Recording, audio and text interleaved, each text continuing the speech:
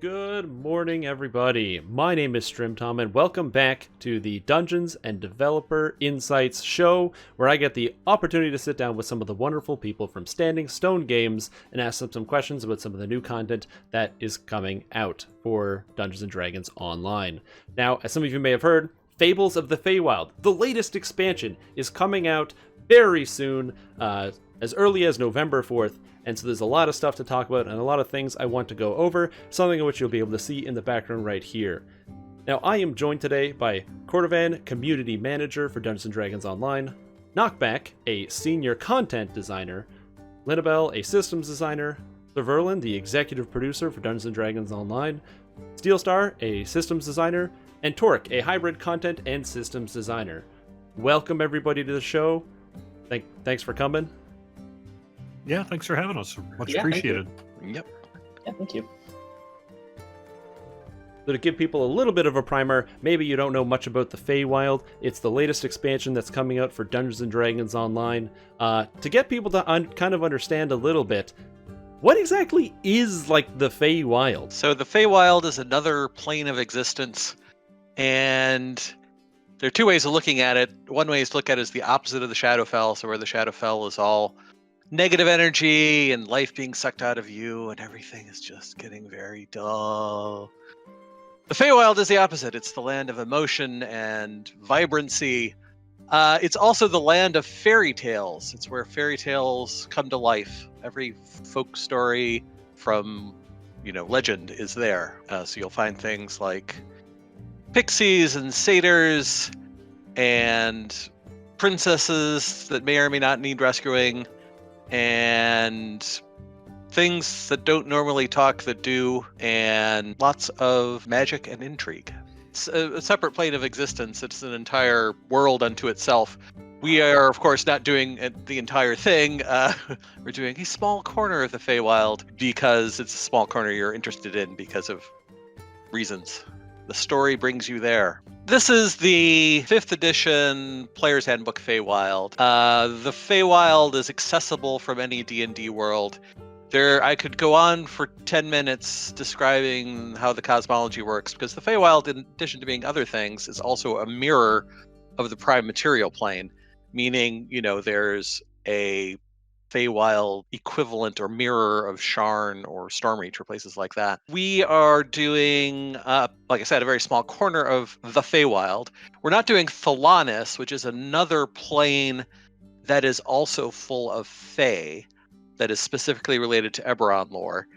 And again, I could talk for 10 minutes about how those two are related. Basically, they're neighbors. They hang out, you can get from one to the other pretty easily. It's like Maybar and Shadowfell are the equivalents for the opposite side.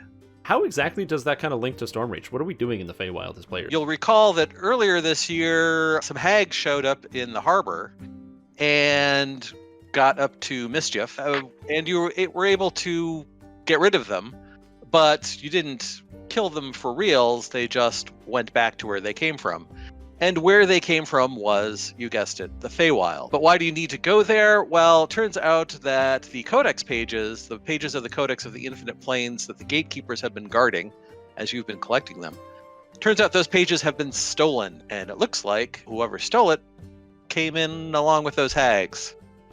So to follow the trail of the Codex pages, you head to the Feywild. The Gatekeepers find a portal right inside those hags' hut, which is still in the harbor. So you go through there and find yourself in the Feywild and start tracking down the Codex pages. All right, so we're heading over to the Feywild. Obviously, Feywild's going to feature some quests and I believe an adventure area going along with it, the actual Feywild. So I wanted to ask, the adventure area, is it kind of like more like Ravenloft, where there's like a guy who teleports you around to all the areas, but then you have the area to explore? Or is it more like Sharn, where you kind of have these walk-ups? Like, what's going on with the adventure area here? The closest recent equivalent would be Keep in the Borderlands. It's bigger than Keep. It's probably about 25% bigger than Keep, but it's not a huge sprawling place like Ravenloft or the King's Forest. So it is, a reasonable sized landscape. It has different areas you can get to. There's a swamp, there's a winter, a mountain winter area, but you're not gonna be spending forever to get to your quest destination. So to answer your question, no, there isn't a teleport guy. You have to walk the old-fashioned way, or ride on my horse, or unicorn. on your horse, or your unicorn. If you like Lord of the Rings music, you'll be happy to know that there's a full soundtrack for the expansion by Standing Stone's very own Bill Champagne, who does all that wonderful LOTRO music. I could also say that we will it probably will not be able to get done day of, but in the near future, we should have that soundtrack available on DDO's YouTube channel as well. If I'm wondering about the Feywild, I'm of course going to be encountering some new monsters, things that we don't find on the Prime Material plane.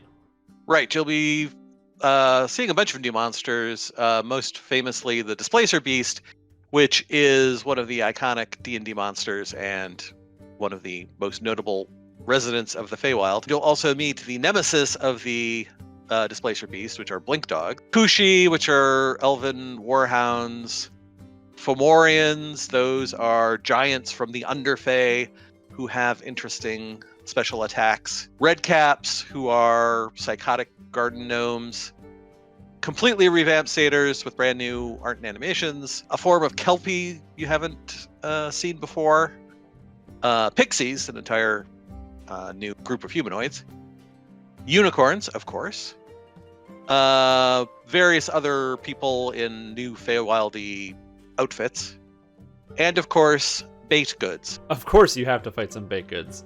Naturally. We did squeeze in some sprite archers in the back end. And sprites, yes.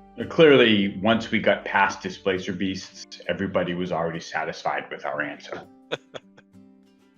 Torque should probably talk about some of the monster special attacks. Yeah, I mean, we have another full roster of new monsters. We tried to mix up the behaviors to kind of provide you guys new challenges to test your builds against. I mean, you guys got acquainted with the Displacer Beast. He's actually designed to... He's kind of an odd duck because he likes to actually fight at range, to use his tentacles. And you're actually getting an advantage by closing with him and getting inside his tentacle range. As you kind of beat on him in melee, you'll notice that he'll actually try to bounce away, get away from you. But if you're more of a kitey character, range character, he's more likely to give you difficulty because he's got... The tentacle range is like 20 meters, so he can... And he's fast and has a good leap. So he could really stay with a range character. The red caps, well, they're short gnomes and they don't move that fast. They're very dangerous in melee. That's more maybe something you want to keep your distance away from. You don't want to get kicked over and then stomped on. They also have bleeds, which they can stack up on you. We're actually looking at maybe changing a few spells to actually provide a solution for bleeds where you can cure bleed effects, which will be something that will apply to old bleed effects. Though we don't have too many dangerous bleeds from the monster, from a monster applying to a player. They're not that frequent, but it was kind of a signature ability of the red cap, so we'll be doing that. The Fomorian is probably, I would say, I think it's in the anyone who played the preview probably, they only got to deal with the placeholder art version, but we've gotten their art and we've gotten their eye attacks hooked up with custom effects, and they are very dangerous, but they have certain solutions which will be much more clear once you're actually looking at how the particle effects play. But they will, I think the Fomorians will, get respect. And there's a lot of, there are a lot of touches on a lot of smaller creatures, like pixies apply pixie dust to you gradually and can make you fall asleep if you kind of ignore the dust buildup for too long or don't break contact if your stacks get too high. You can use break enchantment on that. We don't have a lot of effects that you desire break enchantment for, but that's one of them. Sprites do it with the same thing, but they do it with poison because they're delivered by weapons. So, neutralized poison works against that. Blink dogs are just, blinky, and they're a little difficult to kite. They try to, they do a good job of catching up to you. And they tend to be rogues, so it's a little bit challenging to keep them in your forward arc so they don't backstab you, unless you're packing fortification, of course. Did we really just say that blink dogs are, blinky? Yeah, they're blinky. And they're fast, too. I don't think we have a named blink dog named Blinky, which means I gotta go do something. Hold on. Yeah, someone's got to change something. hang on. Hold on. Gotta go fix that. Be right back. Why are there 5 dogs named Blinky? Well, we didn't coordinate. So what the are the same new? dog. Do the new satyrs do anything different? Oh yeah, so the satyrs actually do a variant on the Theracounts. You know the Theracount dance where it kind of dances and like it's going to PK you, but if you you'll knock it over. The satyrs, they don't do this that frequently because they're kind of a popcorn mob. But if you're in a big pack of satyrs, eventually one or two of them are going to whip out the fiddle and they're going to dance you. I mean, you get a saving throw, but it's a nasty saving throw. They have like a 6-second like fiddle song induction, but if you hit them, you're probably going to knock them over before they can finish it, and then that cancels the attack. So it's something to keep an eye out for when you're fighting a pack of satyrs. Is that guy in the back who's like, "Oh, I'm fiddling you." I mean, you'll hear the fiddle music, of course. What about unicorns? Oh wow, yeah, I did them first, so I forget about them because that was like way back in the day. Unicorns. So the unicorns you'll fight are the shadow unicorns. They're kind of a dark version of a unicorn, an evil version of the unicorn. Yes, corrupted Unicorns. So they kind of like shadow shift through you when they charge through you, and they cast a variety of necromantic effects. They're pretty chargy. If you kind of crowd them, they'll go into a buck behavior and knock you flying. They're pretty varied. They weave spells into their behaviors. They're kind of an all-around generalist monster. All right, so there's 13 quests coming out with this expansion. Now, for the previous 2 expansions, they've had some like heavy theming. Ravenloft was this very, gothic, a lot of dread and bad things happening to a lot of people. Whereas in Sharn, it kind of felt like the whole city was just kind of going on whatever you were, like regardless of what you were doing. You had like criminal activities and all sorts of stuff, and it had a very almost like pseudo-modern feel to it. What kind of like feel are we going to get out of some of these quests? Well, again, it's the land of fairy tales, so you'll encounter some classic fairy tale tropes. So you'll be encountering a sleeping member of the aristocracy and administering some sleep therapy. You'll be breaking up a rowdy party, attending a formal ball, going hunting, exploring a forest where treasure literally grows on trees, playing some music, and the proverbial more. And defending yourself against baked goods, apparently. Defending yourself against baked goods. And who's hunting who in that?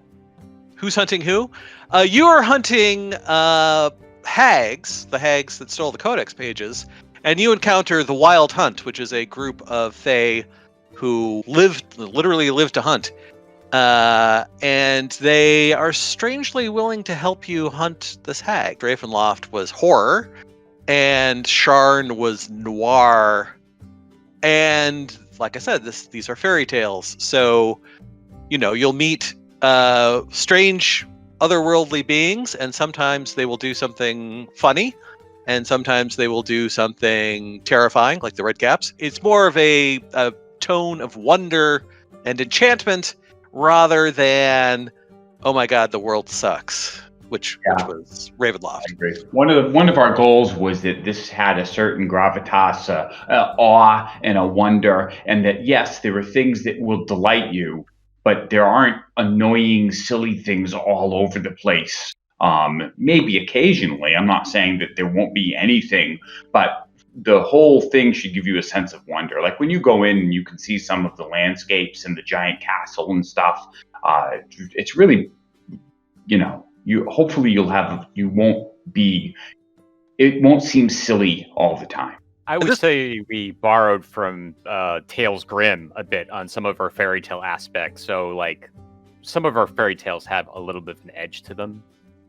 Well, moving on. A question I've gotten a lot of, I've heard a lot of talk about is kind of like social skills. Social skills are really fun for a lot of players, having, a high diplomacy or intimidate, or even some of the other skills. Are there a lot of like interactions and features in this expansion for players who really like that kind of roleplay social skill aspect?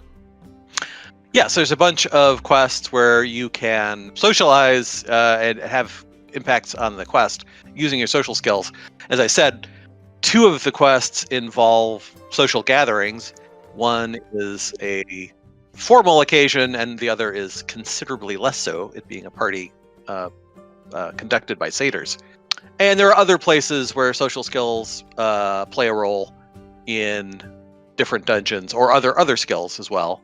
So, for example, when you're exploring the forest filled with treasure, your different skills will play a crucial role in how you do in that dungeon. So much like every other expansion or large piece of content in DDO, I imagine we're getting a new patron. You are getting a new patron. The new patron is the Summer Court, and they are a group of sort of, well, as you would imagine, sunny Fae, and you're helping them out in the quest to get the codex pages. You scratch their back, they scratch yours. You want the codex pages. They want someone to awaken their sleeping Lord Arden. Steelstar can tell you what the patron actually does and gives you. So the rewards for the Summer Court patron, the first one is a feat that grants you +2 to saves versus Fey creatures. The second one is a pretty standard one we have in a lot of patrons right now, which is 5 maximum hit points. And then the third will unlock the Feydark Illusionist tree on your character, as we have in some of the more recent expansion packs with the tree that came with that pack. That's really exciting, actually. I know a lot of people, and some of the people that watch me, I've been hyping up the Feydark Illusionist tree, and they really want to get their teeth into it. So all you have to do is just buy the expansion, or Collector's Edition if you want to get it right away, but play through the content, you'll be able to have it on all your characters. That's great.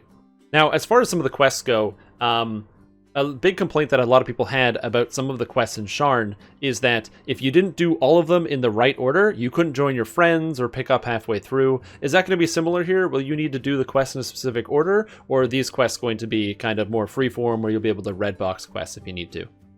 So there is, definitely an order we want you to do the story in, which is the order that the Arc quest giver leads you along. But for this pack, we aren't enforcing that at all. So if you want to do the quest in any order you want, you can. If you want the full story experience, follow what the Arc quest giver tells you. And if you, or just want to meet up with your friends, go ahead and get whatever quest you want. This is probably a good place to mention that in the near future, not probably at launch, but shortly thereafter, we are going to have a saga associated with this as well. And that would help kind of lead you along the story path that you were looking for. Yes, it won't be in the initial release, but sometime shortly after.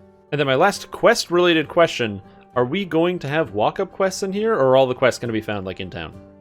So 10 of the quests are found in the main public area and are related to the story, but there are also 3 walk-up quests that are just scattered throughout the landscape that you could just stumble across and do. Now, as far as content goes, I know that we're supposed to be getting a raid with this expansion. Now, is the raid, in terms of the story, is that very heavily related to what's going on in the adventure, or is it a little bit more tangential, something like the Babala Saga raid from Ravenloft, for instance? Yeah, it's more like the Babala Saga raid or the raid where you fought the mercenaries from Sharn, in that it's related to the overall story and setting and involves characters from the story, but it's not part of the story itself. So in other words, the main story will conclude in the pack proper, and then when the raid comes out, that will be a slightly different bit of story for that raid. All right, well, we've talked story, so let's talk features. There's a couple of things that are coming out that are big. One of the course big things that are coming with the Feywild is the Shifter race, as well as the Razorclaw Shifter Iconic and the new Universal Enhancement tree. So the Shifter race is something that's very focused on Eberron, maybe not directly related to the Feywild, but what's going on? What was the inspiration for bringing the Shifter in at this time? So the Shifter's a race we've wanted in the game for a long time. It is one of the kind of core races of the Eberron setting. And bringing in with the Feywild, there's a lot of... It just kind of seemed like the right time for a race that kind of had a more natural kind of inclination in its power set and in its theming. Trivia, if you look in the books, Shifters are in fact found in the Feywild, although they're not prominent in this particular pack, but they do exist in the Feywild, and it's a good fit for a fairy tale inspired setting. At least if you remember Beauty and the Beast and things like that. And even more excitingly, we have the Razor Claw Shifter, which has a bit of a twist on your standard attack pattern, a character class or a race that is designed around using unarmed attacks, but not being a monk. Can you give me a little bit of roll back the curtain a bit on how the process came with designing that race? Sure. So on the systems end of things, we've wanted something for a long time that would let kind of a hand wrap attack style be usable outside of just the monk class, because prior to now, the only thing you'd ever use hand wraps for is a monk and maybe some very eclectic grandmaster of flower builds. And so when we approached the Razor Claw and kind of shifters, we looked at, there are definitely shifters depicted in imagery and in D&D lore that attack with their claws as a natural weapon, and kind of decided, we tried to make our iconics do something different than other builds of their kind of class archetype might do. And in that, we kind of came to the notion of, well, what if the iconic can equip hand wraps and fight with claw attacks, even if they're not a monk? And in doing so, we opened up the ability to use hand wraps as a fighter or any other class, really, that you feel like it. The iconic itself comes with hand wrap proficiency at level 1, so even if you get out of your barbarian levels, you can still use hand wraps in whatever class you kind of go to. Yeah, it's something we worked with for a while on the animations end and getting it to kind of look and feel right, and it ended up being really satisfying once we kind of got it in and were able to play with it a lot. Now, this expansion also releases with a universal tree, the Feydark Illusionist, giving players something that they've wanted for a very long time, a familiar. And also a cool summonable Shadow Blade, and a bunch of weird Shadow Blade spells and all sorts of stuff. What can you tell me about this enhancement tree? Well, we actually started from a very interesting design paradigm in which we first started with the idea of a familiar and then tried to see how that would adapt to DDO as a whole. The tree went through a whole bunch of different revisions, some of which involved the familiar jumping on an enemy's head and making them walk in a big circle as they clawed at it. But as we kind of boiled down, we realized that this could have been a little bit less of a generic familiar tree and try and narrow down just exactly how this works as far as casters are concerned.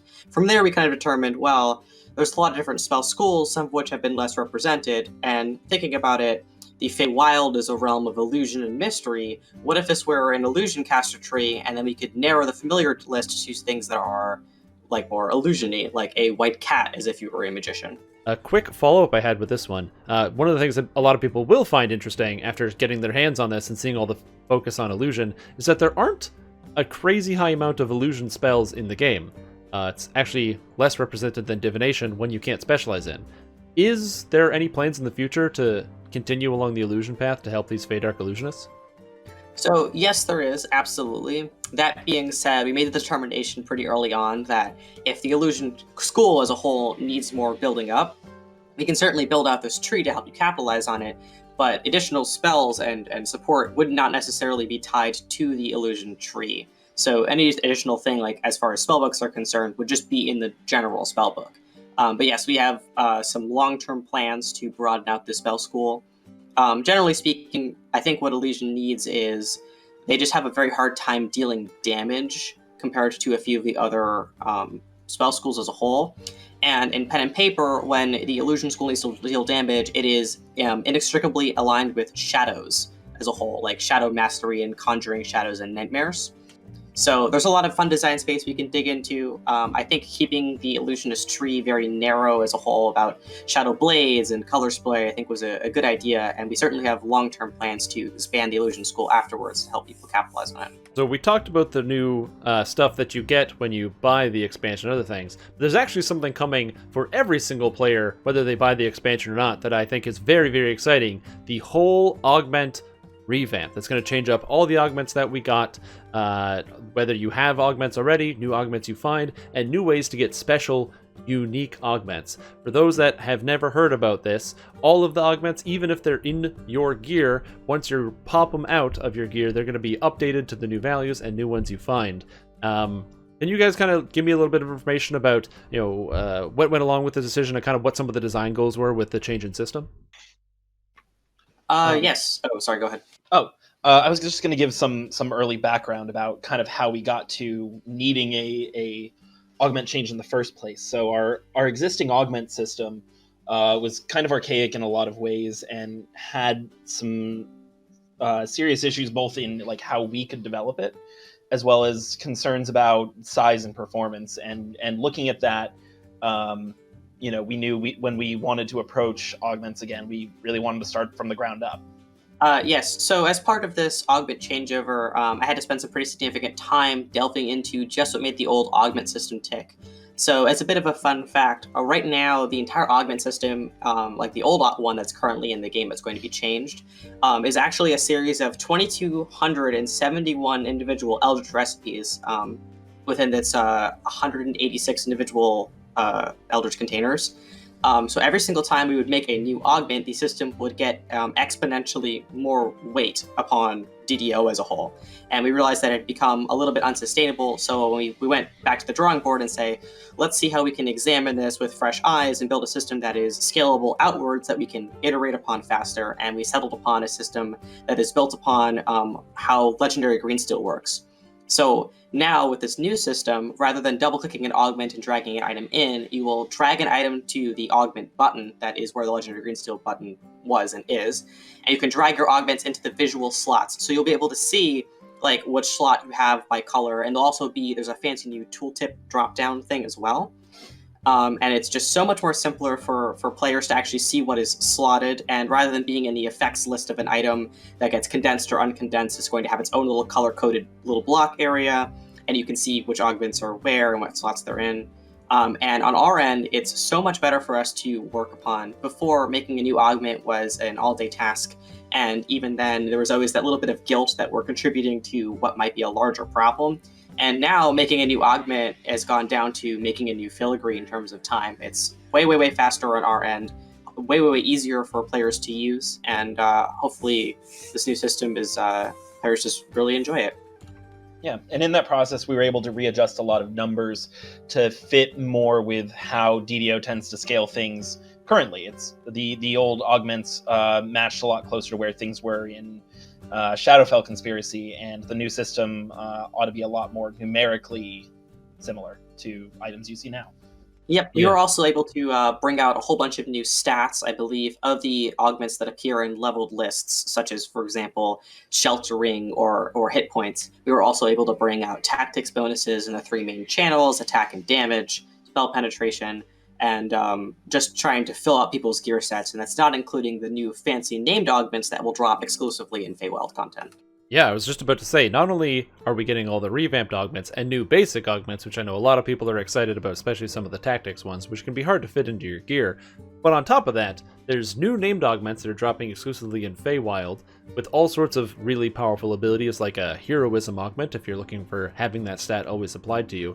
But on top of that, there's actually two new augment crafting systems. One augment crafting system in which you can take a special and rare raid item and kind of boil it down to its unique component. And not every raid item in the game has a unique effect, but there is a list that is posted, so you'll be able to find that.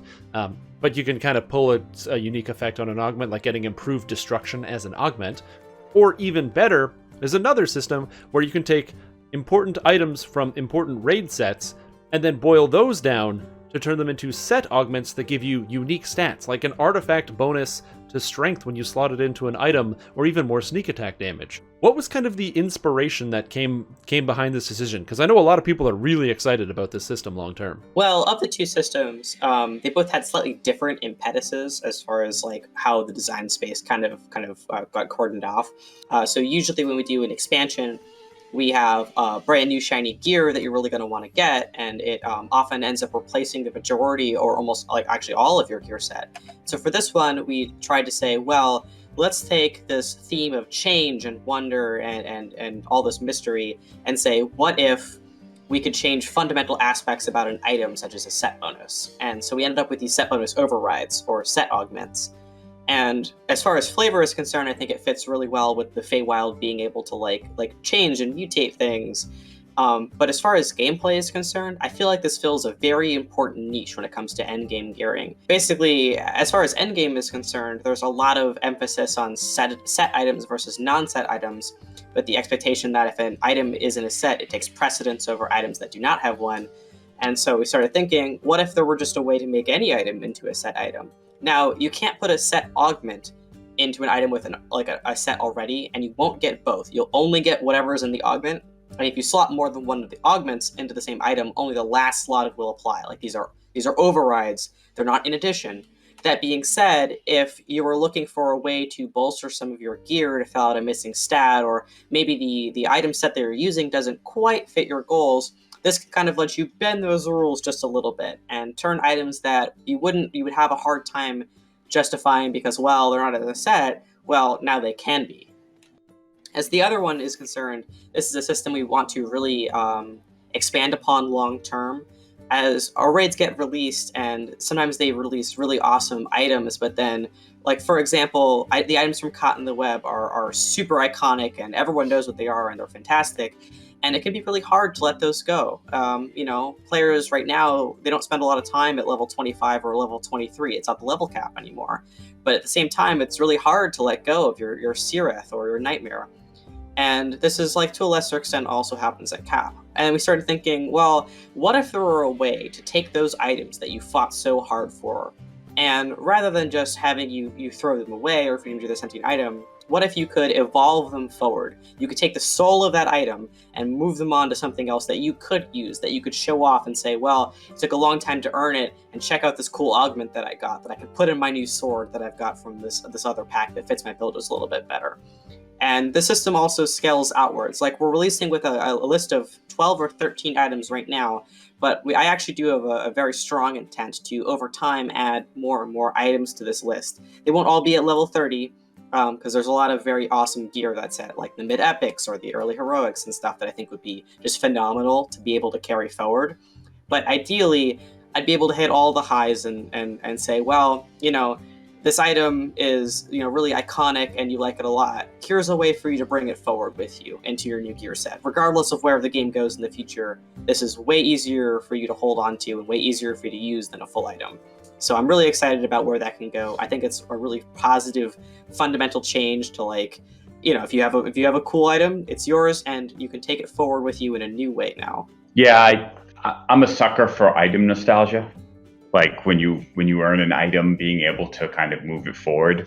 I also think that right now the gear Tetris is so revolved around set bonuses that for some players it can kind of get static because that takes up so much of their item slots in order to make sure they have the sets they need, that all of a sudden having the capability of using augment slots to fill in the holes opens up a whole new flexibility for them. It also lets us better support hybrid builds or builds that don't necessarily have gear that's tailored specifically for them. For example, if you're trying to do like a hybrid, like a ranged and a spellcaster, there may not actually be an item set that best fits your needs. So you can get close, and now you can get even closer with a significant mechanical boost in the right direction. I wanted to move on to some features that are a little bit either related to or just slightly past Feywild here, and one of the things I wanted to ask about was the level cap. We were supposed to be receiving a level cap with the Feywild expansion, but the level cap was delayed. So I kind of wanted to ask out, what's going on with that? Is that something that we're going to see in the future? Are there any plans to reinstigate a level cap? And, if that's something we'll see soon, or if that's like down the road sort of thing? Spent quite a bit of time toward the start of this year working on plans for level cap increase and what that would look like, and spent a lot of time iterating, looking at plans, looking through a couple different plans, and eventually, we hit the point where we looked at the plans that we had, and they were turning out very cool versus the time we'd need to do Feywild and do Feywild right, and decided to make Feywild the best it could be, but push level cap increase out to the future. We're still looking at that, still planning on it, but not quite yet. With stuff like this, we really want to take our time with, game-wide overhauls or a level cap increase, any new systems or any revamps. And it just made sense for us to say, let's take our time with this, let's do it right. There's no need to rush. We can take all the time that we need, and we can do this entire system justice. And in the meantime, we can make Feywild as best as we can. Now, another thing I wanted to talk about, sort of related to the Feywild, is right before the Feywild, there was actually a big update that added a functionality change that kind of turned the entire game upside down, which is this big strike-through change, which a lot of people got really excited about, being able to hit multiple monsters at the same time, which, as far as I can tell from every person I talked to who plays this game, huge success. So what I wanted to ask about is, are there any other archetypes or classes or things that are up next on the tinkering block that you guys think might need some major adjustment that you're working on soon? So definitely, I am, as we're starting to move past Feywild, I'm already looking at bow combat specifically. It's something that has kind of fallen behind a lot of other styles, but it's a very complicated, it's got a number of very complicated issues that kind of need sorted out and each need individual care. So we don't have a current ETA on when changes to bow might be coming down the line, but it's something we're actively looking at and working on. One of the best parts about being in the place that we are balance-wise is that right now in DDO, the difference between the haves and the have-nots of our builds, the gulf is very, very, very small compared to where it used to be. And so when we're looking at our future balance changes, we're not really looking at them anymore from the lens of which builds need the most help, they're suffering and they can't do content. Now we can look at things and go, we can do another pass on things. We can take some time and repolish things that may not have, at the time, felt like really good ideas, but it didn't really stand the test of time. And so we're less fighting fires of balance and more, let's take the time and take a step back and look at DDO with, fresher eyes and see what could be improved, not out of necessity, but out of a desire to improve upon where they are right now. The interesting thing to us as designers about this update is that it's a big change of pace for us because it's doing a lot of things that are normal in other MMOs, like fairy tale tropes and enchanted forests and beautiful soaring music. Wait, you're telling me that a noir theme isn't common in MMOs? Yeah, as opposed to like weird noir jazz. The music and charm is very different. All right. Well, the last question I have for you guys is, we have the new Feydark Illusionists, the new Razorclaw shifters, and the new regular shifters. You guys, what kind of characters are you guys making? I'm planning to dive right in with hand-wrap barbarian and just shred stuff. Yeah, that's what I'm going to do. It's not so much a new build as an iteration of an existing build, where I've actually been doing kind of a first into Ravager, but also into Frenzied Berserker barbarian build for a while. And this is going to mesh really well with the iconic shifter, so I will probably start with that. I play EK hybrids like every hardcore season, so I will be doing the Sorcerer Feywild Illusionist EK hybrid.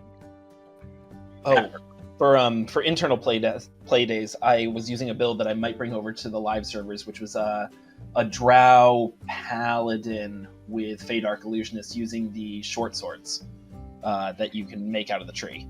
Those came out beautifully, like visually. I think they're probably some of the best that artist has put together. Oh yeah, they're gorgeous. It was just a lot of fun using shadow blades as favorite weapons. Yeah, I really want to give Swashbuckler Bard another try. Usually when I do that, it's a hybrid fighter rogue, and I use intelligence for Harper. But now with charisma hit damage, and also the greater color spray, I think that just a pure Bard Swashbuckler would be really fun. All right, well, thank you so much, you guys, for coming here. I was really glad I got to sit down and talk with you today and learn a little bit about the insight of what was going on behind the scenes with this and kind of some of the things that people are getting excited about. If you at home are watching this video right now and you're like, I gotta buy this expansion, but where do I go? Well, you can always head over to DDO.com, and right away on the front page, you're going to see a big link for it, or head over to the DDO Market. And if that's too much for you, you don't want to type on the keyboard, below the video, you'll be able to find a link to the expansion for all three versions, where you can get access to the Razorclaw Shifter today if you're as excited as I am about clawing people in the face. So thank you to the wonderful folks from SSG who joined me today. I'm so glad you could be here. Yeah, thanks for having us. Thanks for playing, guys, and Much appreciated. Thanks for having us. And if you're out there watching, let me know if there's any other topics or any other things other than just expansion releases. I'd love to make more of these different style of videos as we go along in the future. So if you have any ideas, please put them in the comments below. So thank you for watching, and have a fantastic rest of your day.